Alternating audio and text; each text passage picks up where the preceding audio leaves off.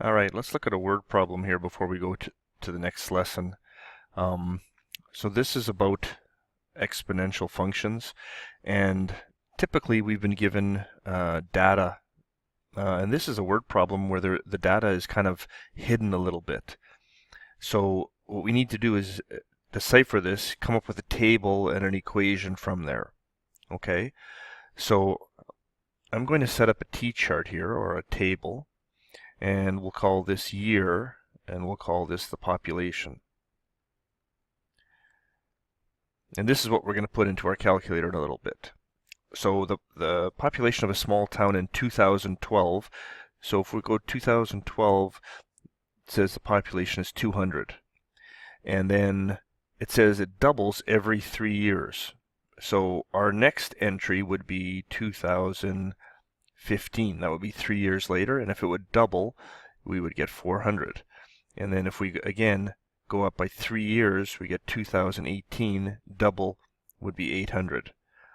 Okay, so that's the answers here. In 2015 it would be 400, and in 2018 it would be 800. Now we want to write an equation for this function, and I think the easiest way would be to put this data in the calculator and then figure out what the regression equation is. Now, because it's doubling, I know this is an exponential equation. All right, it's being multiplied by 2 every time. So that's what I'm going to do. But before I do that, I'm going to change the year here, and I'm going to say this is our entry 0, this is 1, and this is 2. And if you want, if you feel more comfortable, you can add a few more numbers here. So this would be 2021, this would be 2024, and if we want to double, we can keep doubling like this. Okay, so let's grab our calculator, and we're going to put this information in. So I'm going to have 0, 1, 2, 3, 4. And then at 0, our population was 200, then it's 400, then 800, then 1600, and 3200.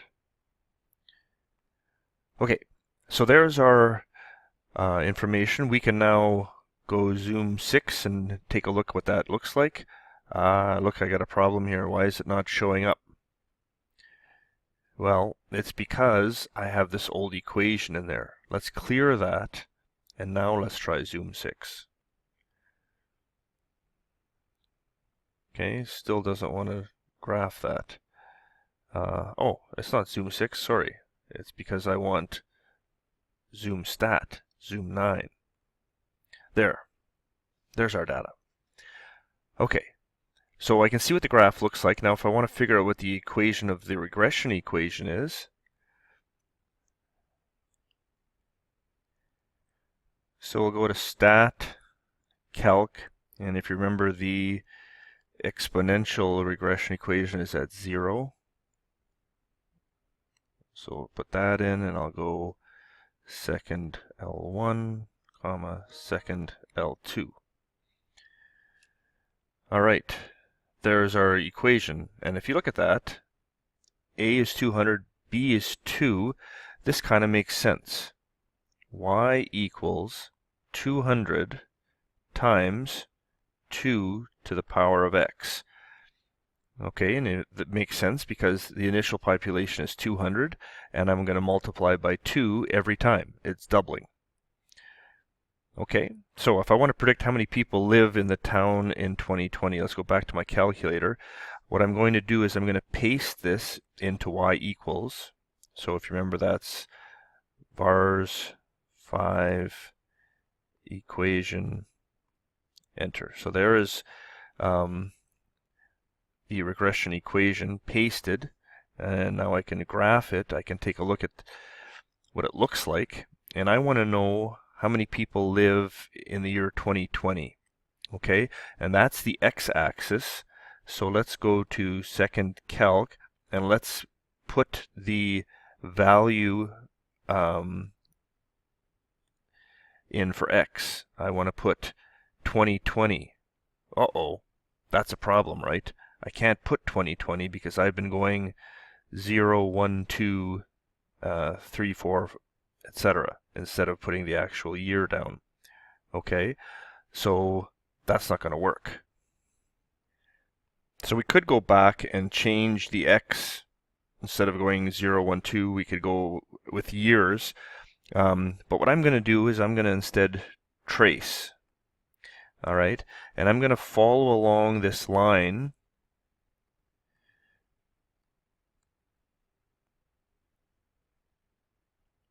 And if you look at X is 1, that's 400. What I want to be is not quite up to there, or actually I want to be, where do I want to be? Let's try and make sense of where we want to be. 2020 is right in here. Okay, and if you think about that, if we're going up by 1 to get from 2018 to 2021, I'm going up 2/3 of that. Okay, so I want to be at 2 and 2/3. So let's go back to here, since the trace wasn't working, and let's put in, for X, 2.67. That's 2 and 2/3. If I enter that, it tells me that the population is about 1,273. So I'm going to put that 1,200 and pen's not working.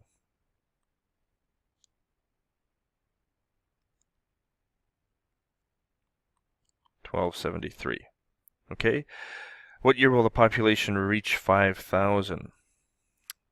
Well, we want to keep going up here until we reach 5,000.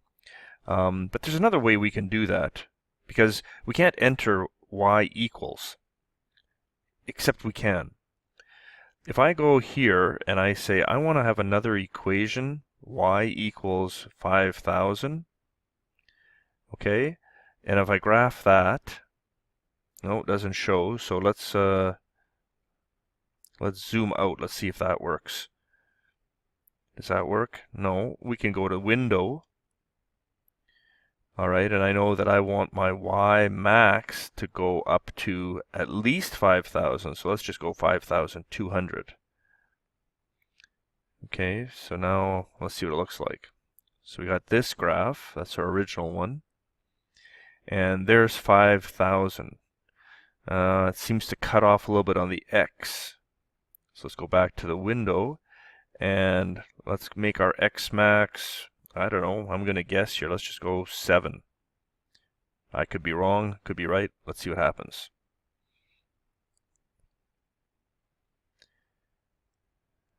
All right, now I can see where they cross, and what I need to do is figure out where the two of them intersect. Okay, so let's go to intersect 5, and what does it say? Sorry, where was I? I keep getting interrupted here. So we want to figure out where those two intersect, and now I put a second intersect, and then it says first curve. Yes, we want the first one, because we've only got 2 lines here, so I don't have to decide which 2 I want to have intersect. I'm just going to go yes, which is enter, yes, which is enter. No, I'm not going to guess. I want you to tell me, so go enter. And it gives you the point of intersection there. X is 4.6. We'll say 4.64. Y is 5,000. So let's just write that. 4.64, 5,000. Now the question is, what the heck does 4.64 mean?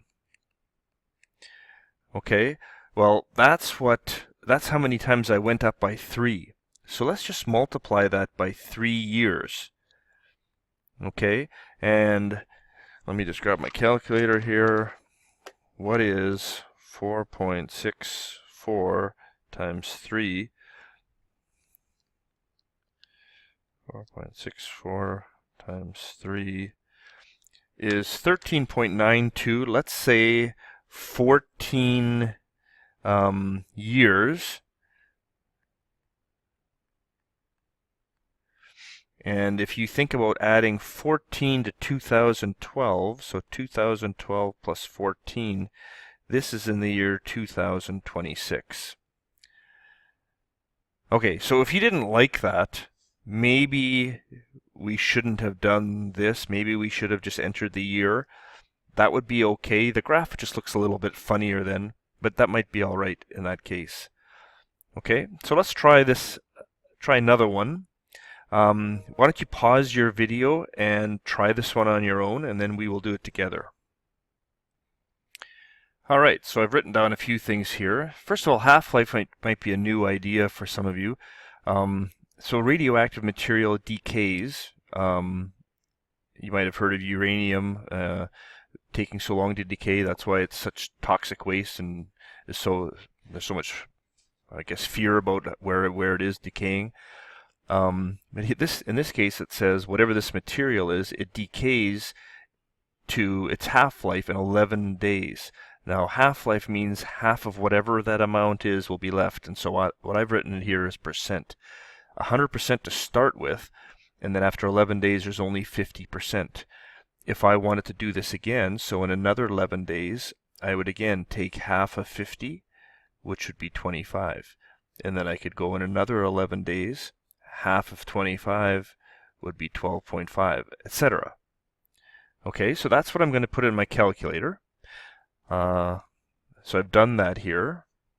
So you can see here is that data, and then I went and I pressed zoom 9. So there it is.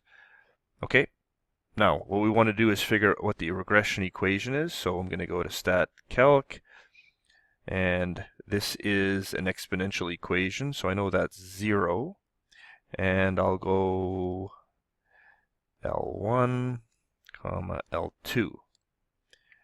So there it is. Okay, let's paste it. Vars 5 equation, enter. Oh, sorry, that's not where I wanted to paste it. I have to go to y equals. Vars 5 equation, enter. So there it is. Let's graph it. Look at that. That line is perfect. Okay, so we've done that. I think on the test I might ask you to draw a picture of what you've got, just so I can see that you're getting the right looking picture. How long will it take for there to be only 25% of the substance? So we're looking for the y value. When will 25% be? I already know this. It's 22 days. I can see that on my chart. Okay, state a formula. Y equals, let's see what I've got for a formula. So it's 100 times 0.9389 to the power of x.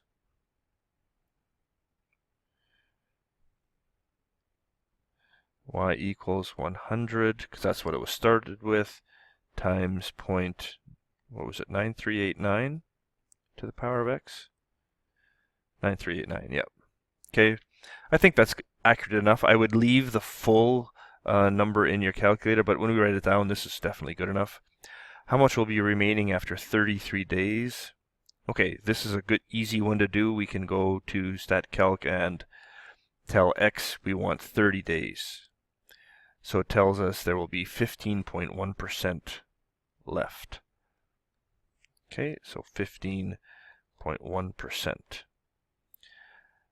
Okay, so I don't know if you want to make yourself some notes here. Use value on the calculator.